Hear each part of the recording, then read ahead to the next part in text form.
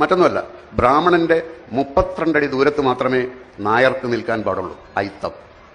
നായരുടെ 32 അടി ദൂരത്ത് മാത്രമേ ഈഴവന് നിൽക്കാൻ പാടുള്ളൂ. ഈഴവന്റെ 32 അടി ദൂരത്ത് മാത്രമേ പൊലയന് നിൽക്കാൻ പാടുള്ളൂ, അയിത്തം. ഈ നായർക്ക് ബ്രാഹ്മണന്റെ 32 അടി ദൂരത്ത് നിൽക്കേണ്ടി വരുന്നതിൽ വളരെയധികം അമർഷമുണ്ട്. എങ്കിലും ഈഴവനെ കൃത്യമായി അവർ 32 അടി ദൂരത്ത് നിർത്തിയിരുന്നു. ഇതുതന്നെയാണ് ഈഴവന്റെയും അവസ്ഥ. നായരോടും ബ്രാഹ്മണനോടും അമർഷമുണ്ട്, പക്ഷെ പൊലയനെ 32 അടി ദൂരത്ത് തന്നെ നിർത്തിയിരുന്നു. അങ്ങനെ ഒരു വൃത്തികെട്ട സംസ്കാരത്തിൽ നിന്ന് വൃത്തികെട്ട അവസ്ഥയിൽ നിൽക്കുന്ന കേരളത്തെ നോക്കി വിവേകാനന്ദൻ ഭ്രാന്താലയം എന്ന് വിളിച്ചതിൽ യാതൊരു തെറ്റുമില്ല. അപ്പോൾ അവിടുന്നൊക്കെ കേരളം മാറി, അവിടുന്നൊക്കെ കേരളം രക്ഷപ്പെട്ടു.